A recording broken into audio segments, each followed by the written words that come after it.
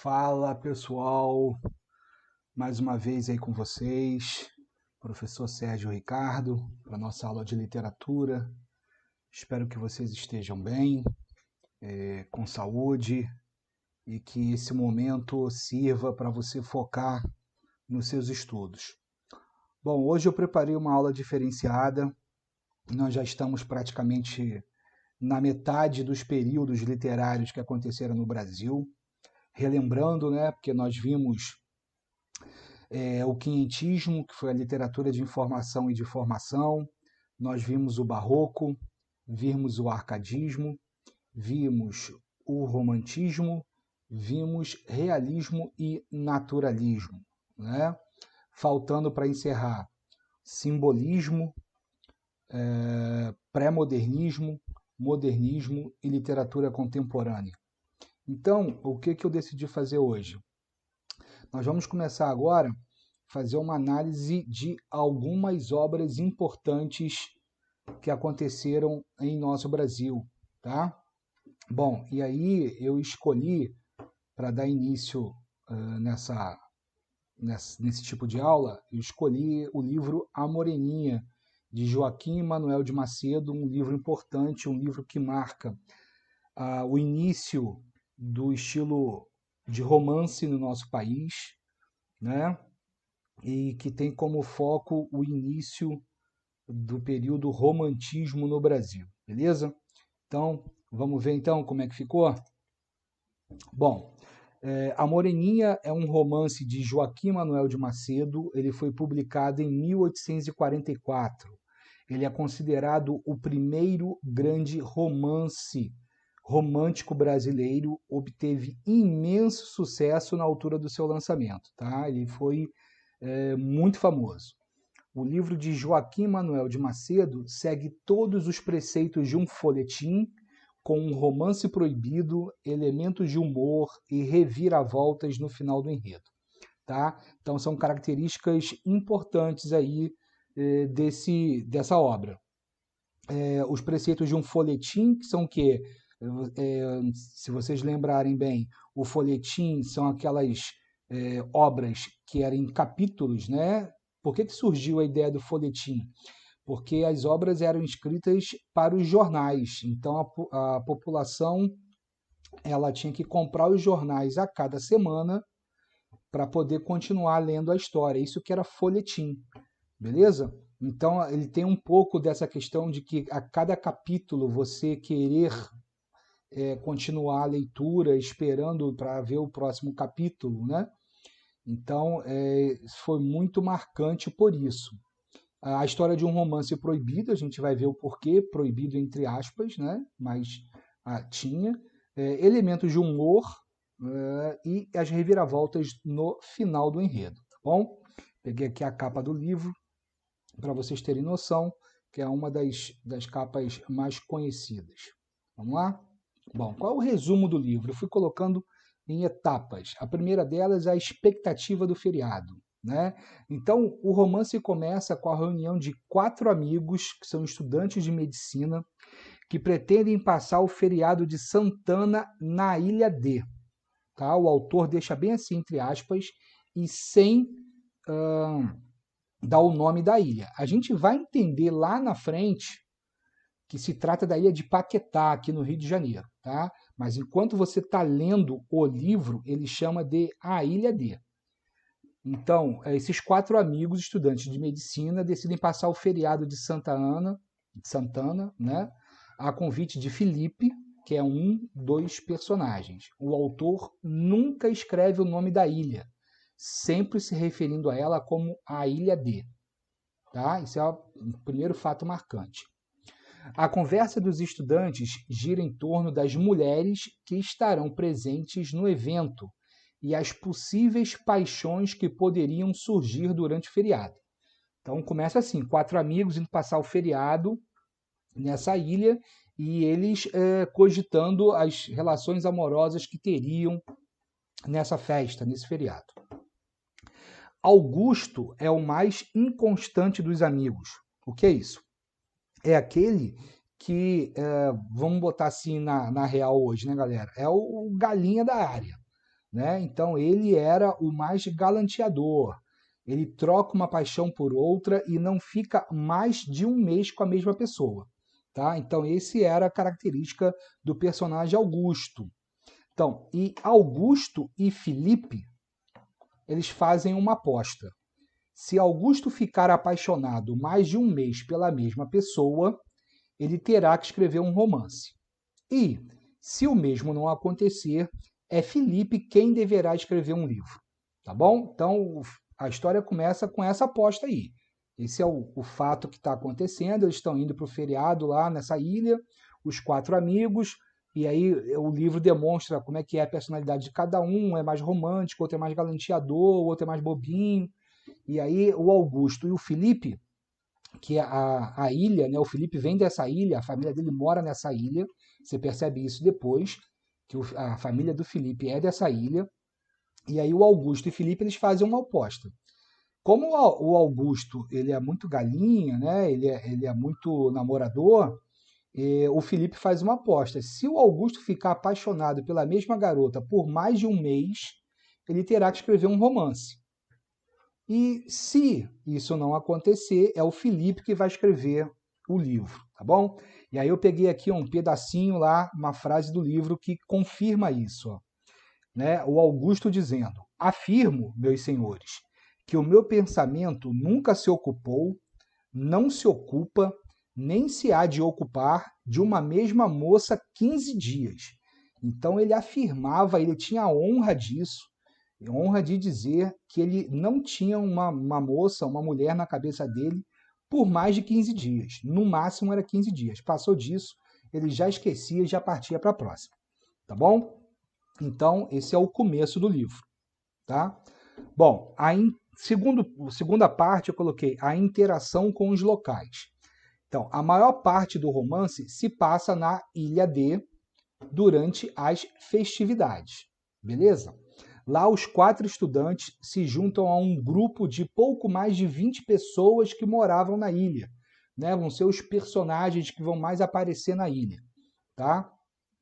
Felipe, Augusto, Fabrício e Leopoldo se divertem juntos com a pequena sociedade formada na ilha, dando principal atenção às 3 mulheres mais bonitas: Dona Carolina, Joaquina e Joana, tá bom? Então são lá Felipe, Augusto e Fabrício e Leopoldo. Eles se divertem juntos e as atenções ficam para essas 3 mulheres, que são as mais bonitas da ilha: Dona Carolina, Joaquina e Joana. Entre as festividades, os 4 estudantes discutem sobre o amor e observam as garotas. Então, nessa parte aí do livro, ele vai abordando como cada um vê o amor. Né? Um é mais apaixonado, gosta mais sentimental, o outro já é mais de pular de galho em galho, como a gente viu, que é o Augusto.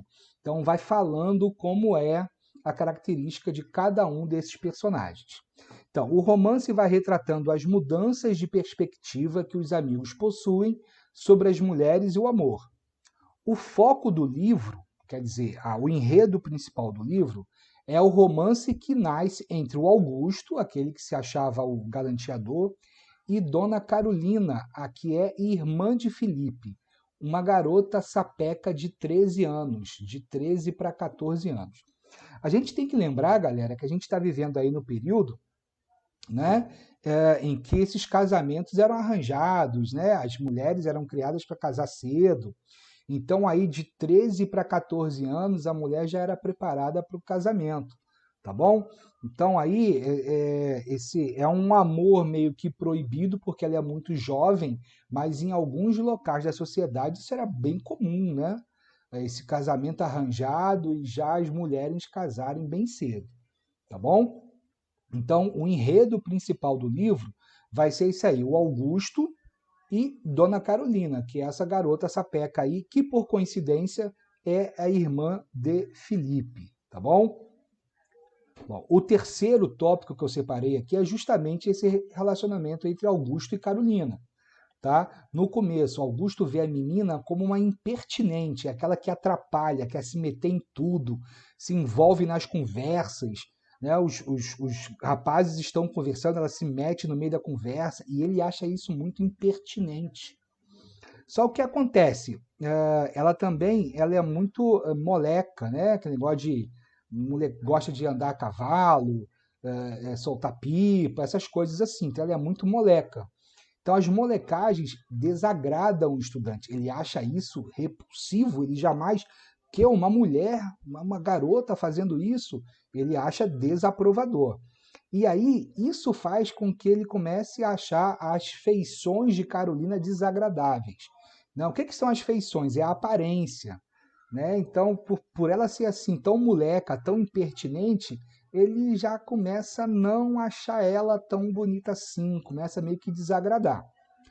Porém, em contrapartida, a vivacidade da garota, ou seja, ela é muito alegre, muito brincalhona, muito festeira, começa a conquistar o estudante, né?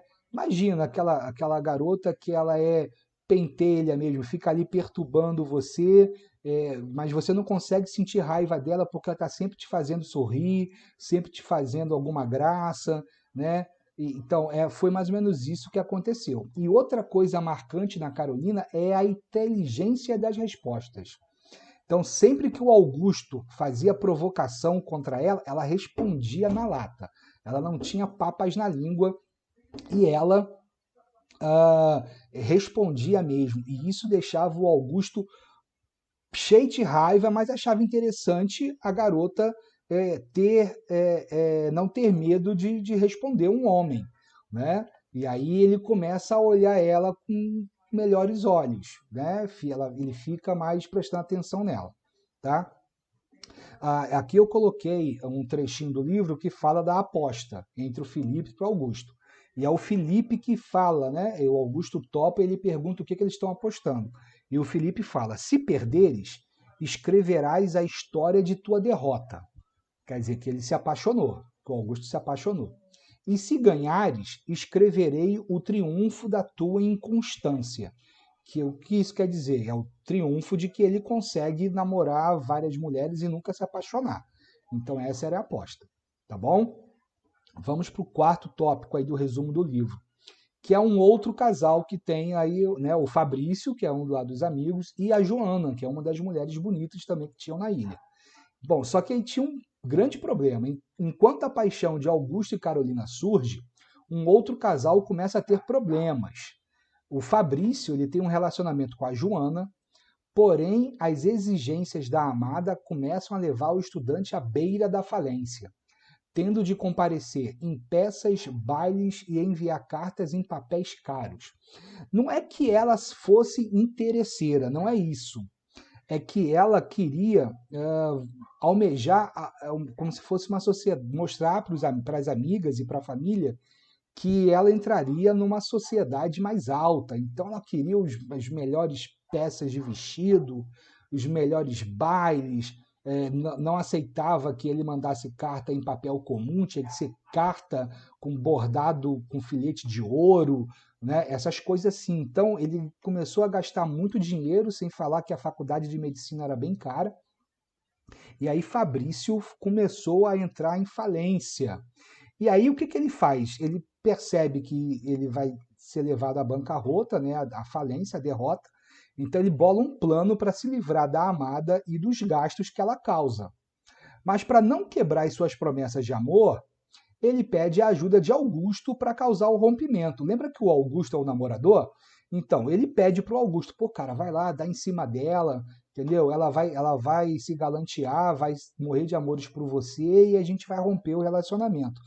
Né? O Fabrício pediu isso para o Augusto. Pô, mas o Augusto ele se nega a ajudar o colega porque, por mais inconstante que ele seja, ele não concorda com o plano. Ele acha que isso é uma crueldade com a garota, por ele não se interessar por ela, né? E aí ele não aceita fazer esse plano que o Fabrício desenvolveu. Né? E aí isso vai criar um atrito entre os amigos, vai criar uma discussão muito grande e durante o jantar travam uma guerra entre si, briga mesmo, de quase sair às vias de fato, beleza?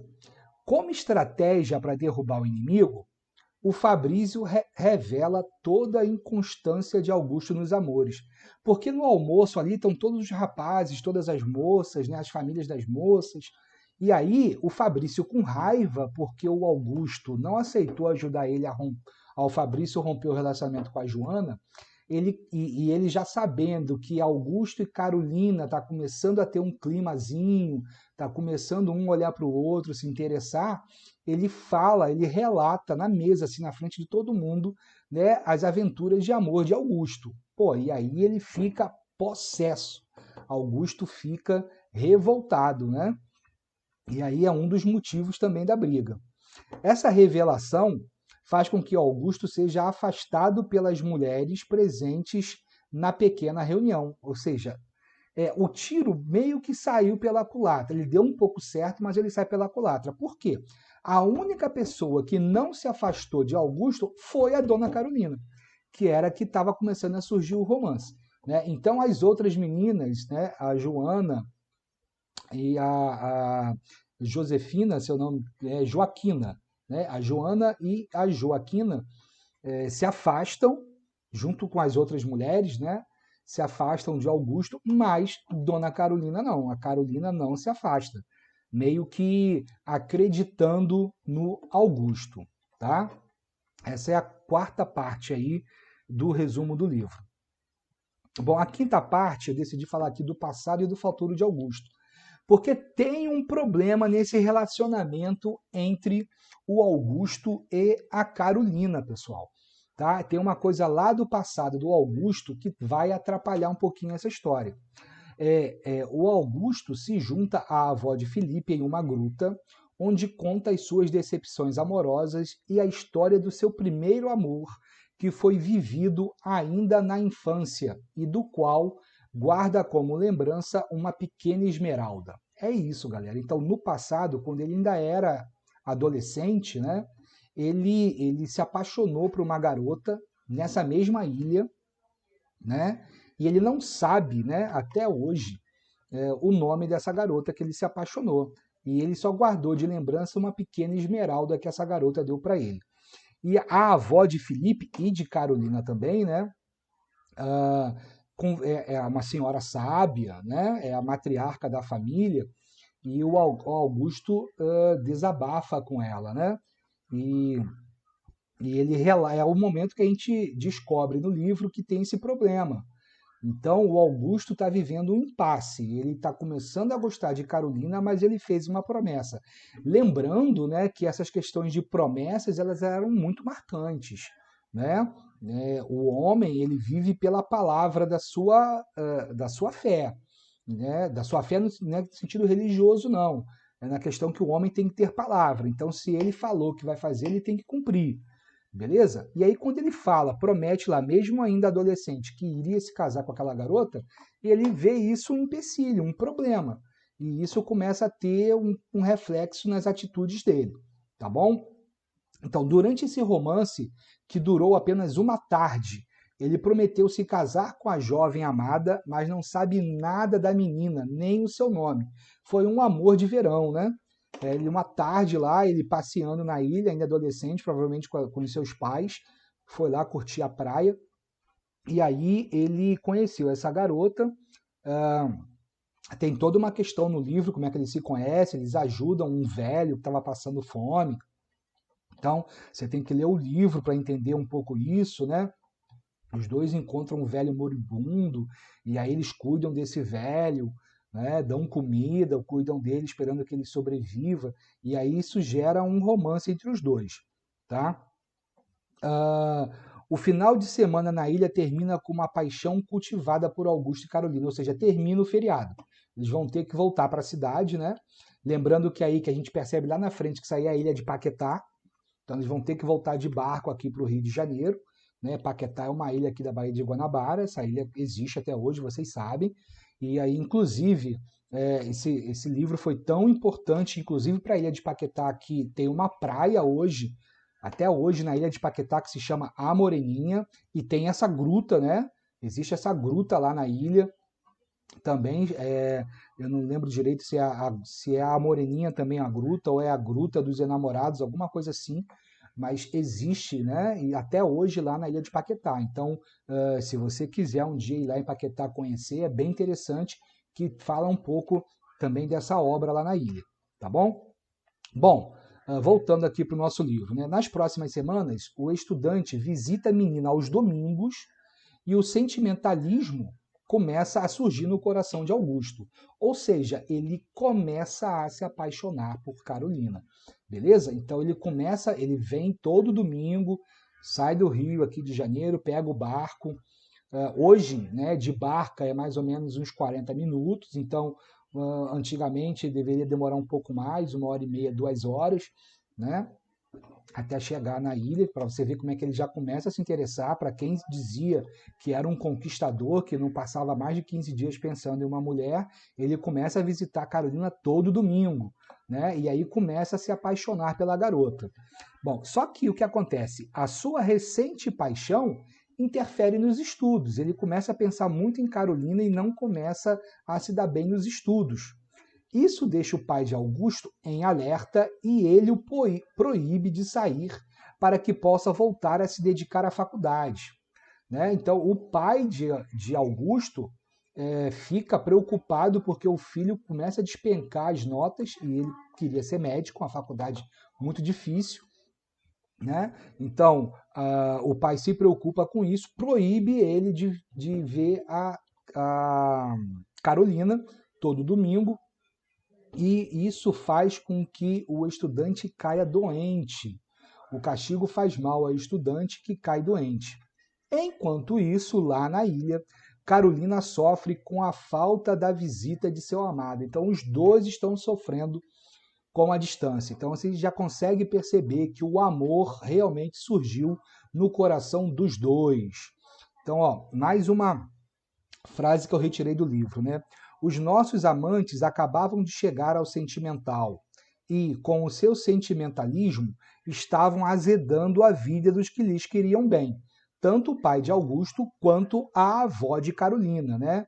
Então, a menina também deixou de fazer os seus afazeres de escola, começou a deixar de fazer os seus afazeres de casa, e o rapaz começou a ir mal na faculdade de medicina.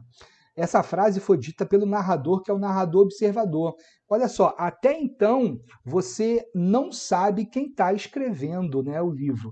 A gente, pela aposta que foi feita lá no começo do livro, de que se um se apaixonasse ia escrever o livro e se o outro perdesse, a gente resume, a gente pressupõe que um dos dois é que está contando a história. Só que a gente não sabe quem é. Tá tudo dando a entender que vai ser o Augusto, né? Porque eles estão enamorados. Mas lembrando que ele tem o problema, né? Lá que ele prometeu o casamento para a garota lá, para a menina na sua adolescência. Então a gente nunca sabe se é o Augusto ou se é o Felipe que está escrevendo o livro. Então o narrador ainda é observador.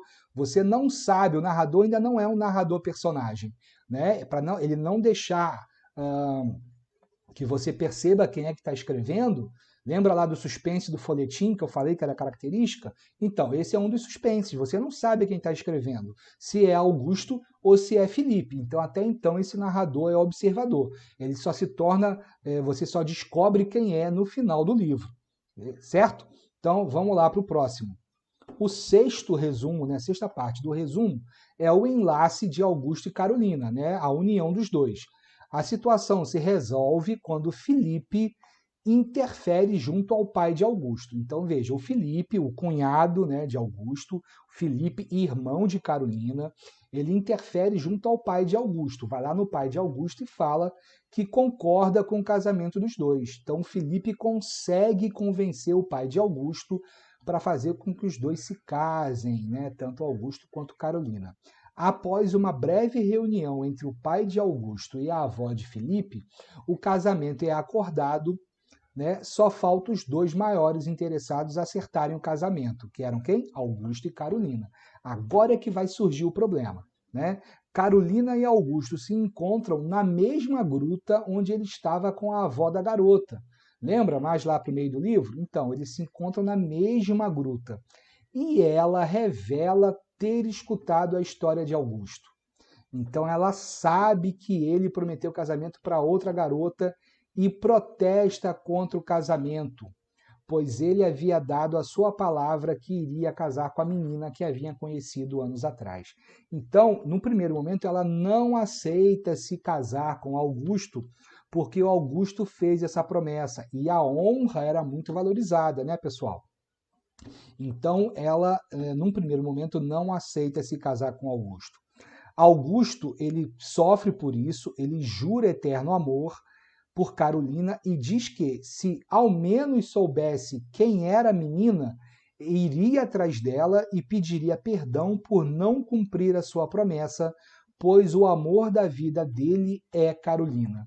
Então ele deixa bem claro para Carolina, né, que para ela não fazer isso, ele fica quase que em desespero, porque ele não sabe nem o nome dessa garota e que, se soubesse, iria atrás dela e diria que não poderia cumprir com a palavra porque ele acabou se apaixonando por outra pessoa, que ele se apaixonou por Carolina. E aí que vem a grande reviravolta no final. Aí que vem a surpresa, né? A situação se resolve quando ela, Carolina, tira de um beato. O que é um beato, galera? Beato é um fio da roupa, né? É um fio que está saindo, aquele fio perdido, aquele fio solto, né? Também é chamado de beato, além de um sinônimo também para a pessoa que vive dentro da igreja, né? O beato também é esse fio solto da roupa. Então, ela tira desse fio solto, desse beato, um camafeu, que foi o presente que Augusto ofereceu à sua antiga paixão. Isso mesmo, galera. Carolina é a garota que Augusto prometeu casamento quando era adolescente, lá atrás, né? Então, olha o desenrolar da história, olha a surpresa, né? Ele descobre que a menina que ele havia conhecido muitos anos atrás era Carolina, né? Então, perceba que a história, né, se desenrola, tem os seus percalços, mas o amor prevalece, que é uma das características do romantismo, certo? O final feliz. Então, a gente também faz uma análise, se Carolina aí tem uns 14 anos, a gente pressupõe então que o Augusto deve ter uns 18, né? 17, 18, uns 3 anos de diferença. Então, quando o Augusto aí prometeu lá para os seus 15 anos, 14 anos, Carolina tinha os seus 10 por aí, né? Então, tinham se passado de 4 a 5 anos. Então, essa é a diferença de idade entre os dois. Mas tudo se resolve, né? Então, Augusto casa com a Carolina, porque eles são os amores prometidos de um para o outro. E aí, no final, é que você descobre que Augusto, então, escreve o romance chamado A Moreninha, no qual ele conta a sua história de amor. Então, aí que você descobre que quem está contando a história é o Augusto. Tá beleza? Então, o Augusto é que é o narrador. Você descobre no final que o Augusto é o narrador. Então, passa o livro inteiro o narrador sendo o narrador observador. Ele mostra para você que é o narrador observador e você só descobre quem é no final do livro. Certo? Entenderam? Então, esse foi um resumo básico do livro A Moreninha, de Joaquim Manuel de Macedo. Bom, quais são as características centrais desse livro A Moreninha? A primeira delas, a idealização do amor puro e que resiste ao tempo, né? É a primeira característica marcante na obra do realismo, principalmente nessa obra. Você vê que os dois se conheceram ainda criança e esse amor resistiu ao tempo, né? E eles ficam juntos. A segunda característica, descrição dos costumes, dos hábitos e lugares. Então, era um romance também, em certos momentos, descritivo. Então, descrevia como eram as danças, como eram as roupas, como se apresentava, descrevia tudo, costumes, hábitos e lugares, beleza? O romance é de fundamental importância para quem deseja perceber o espírito da época. Então, se você quer entender como era a época lá, né, século XIX, você tem que ler A Moreninha, porque ele descreve muito bem como era a sociedade carioca daquele período. Era uma leitura corriqueira e agradável, ou seja, ele utilizava uma linguagem coloquial, que é a quarta característica ali. E utilizando a linguagem coloquial, ele deixa a leitura agradável, ele deixa a leitura você desejando conhecer mais da obra, você desejando conhecer mais do que vai acontecer com o casal, e você fica torcendo para saber como é que eles vão dar certo, beleza? Então essas são as 4 características aí principais que são encontradas no livro A Moreninha: idealização do amor puro, que resiste ao tempo, descrição dos costumes, hábitos e lugares, leitura corriqueira e agradável e linguagem coloquial, certo? Bom, qual é o contexto histórico, né? Joaquim Manuel de Macedo produziu romances de costume passados no Rio de Janeiro durante o século XIX. Certo? Bom, romances de costume, então romances da sociedade da época, para você entender qual era o costume da época. Seus livros mesclavam realismo espontâneo e lances folhetinescos, que capturavam a atenção do escasso público leitor de então. Poucas pessoas liam, até porque poucas pessoas sabiam ler. Tá? Ao lado de Gonçalves Dias e Araújo Porto Alegre, Joaquim Manuel de Macedo participou da comissão da revista Guanabara, que foi publicada de 1849 e 1855. A revista foi de fundamental importância para a literatura brasileira porque consolidou o processo de independência e marcou o início do romantismo no país. Então você vê que é um tripé bem interessante aí para o romantismo brasileiro, né? 3 escritores românticos. Gonçalves Dias, que escreveu mais poesias, vocês devem lembrar eles bem lá do Canção do Exílio, Araújo Porto Alegre e Joaquim Manuel de Macedo. Como é encarada a figura do amor no romantismo, pessoal? Bom, além de movimento literário, o romantismo era um ideal de vida, tá? E de amor para os jovens. Era assim que eles queriam viver.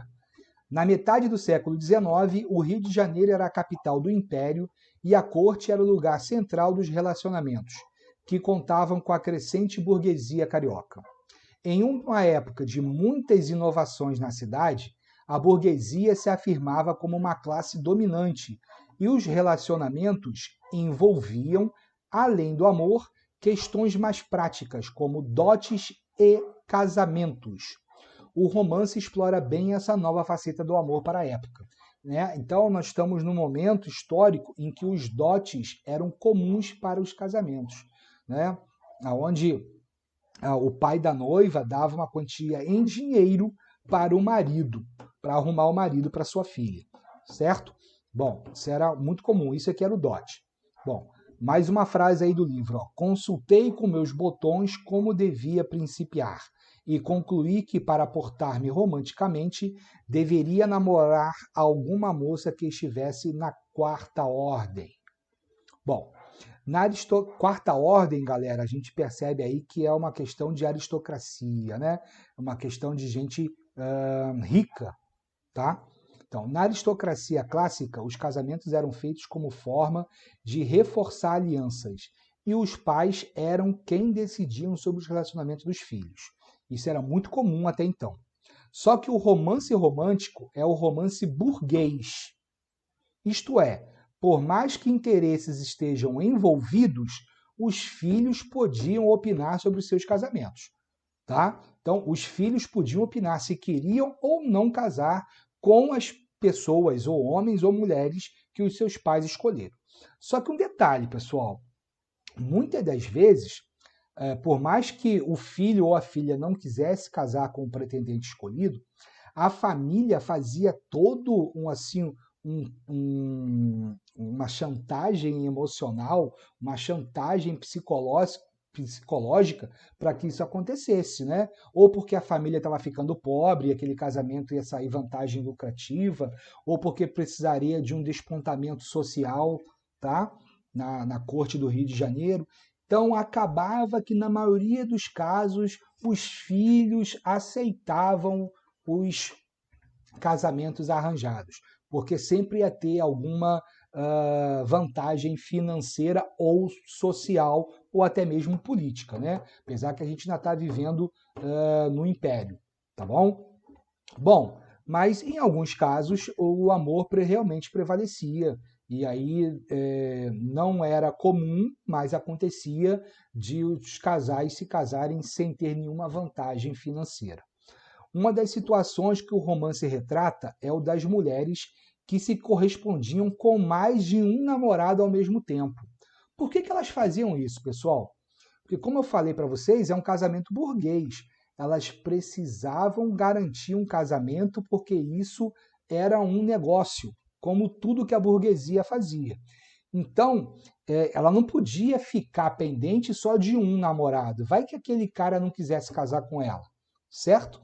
Então, ela se correspondia com 3, com 4, com 5, para ela ver qual é o que ela ia conseguir casar.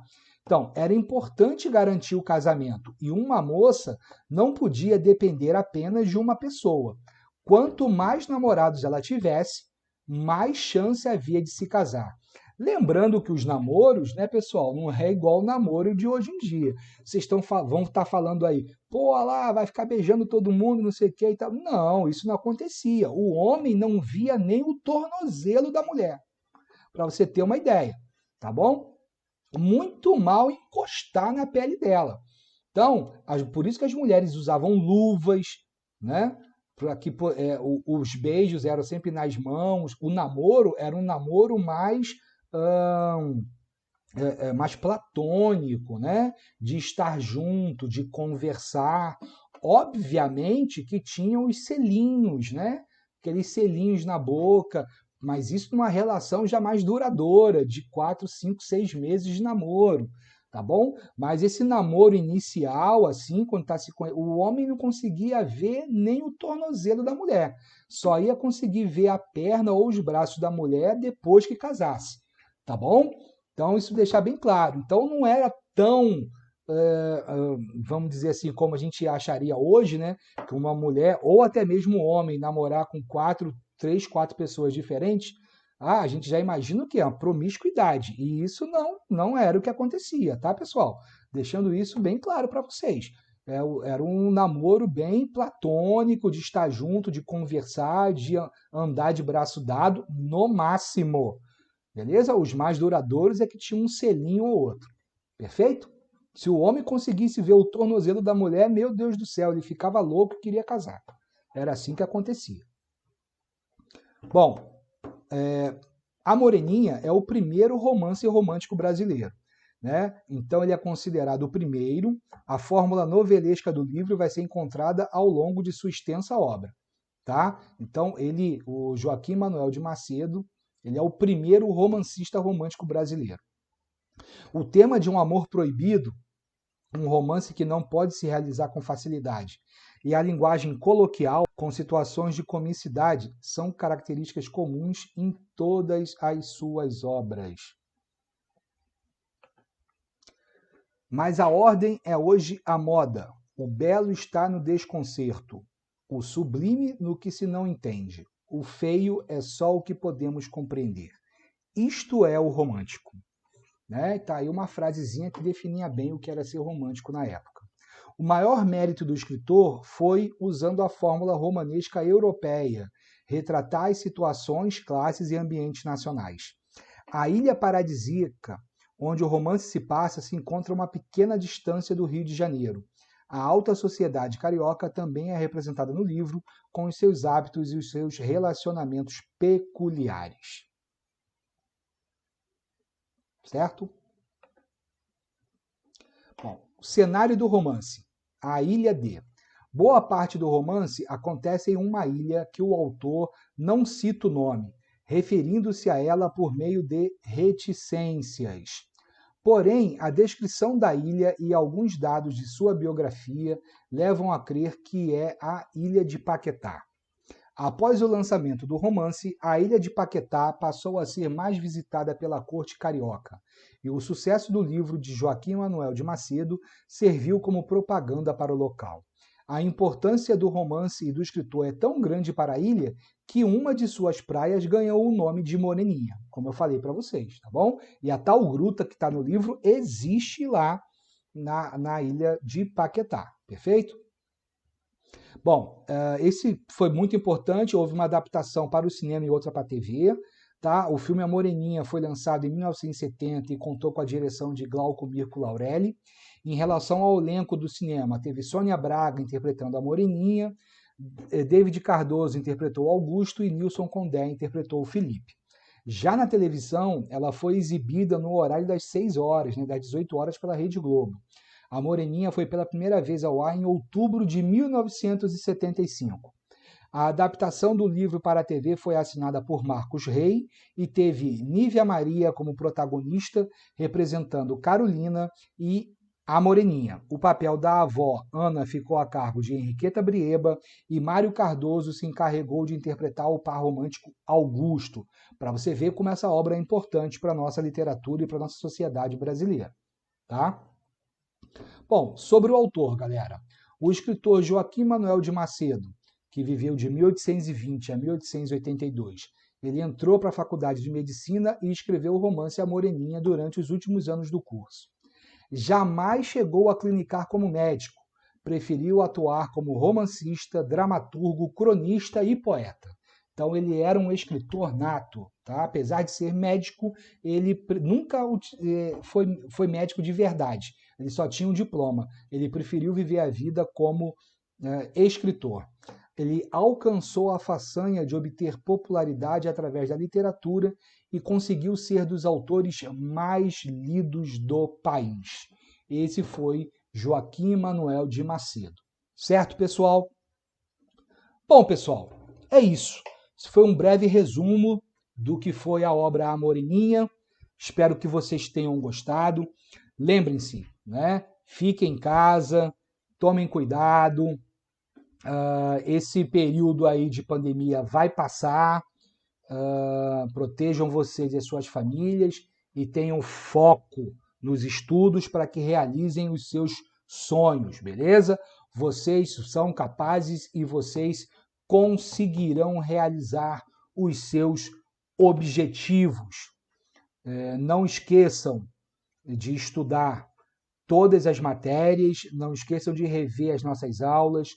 Vou deixar para vocês também, junto com essa videoaula, vai ter lá uma folhinha de exercícios só sobre o livro A Moreninha, beleza? Então você já vai treinando também sobre livros específicos. A gente se vê numa próxima aula. Espero que vocês tenham gostado. Fiquem com Deus e até a próxima. Fui, pessoal! Avante, militares!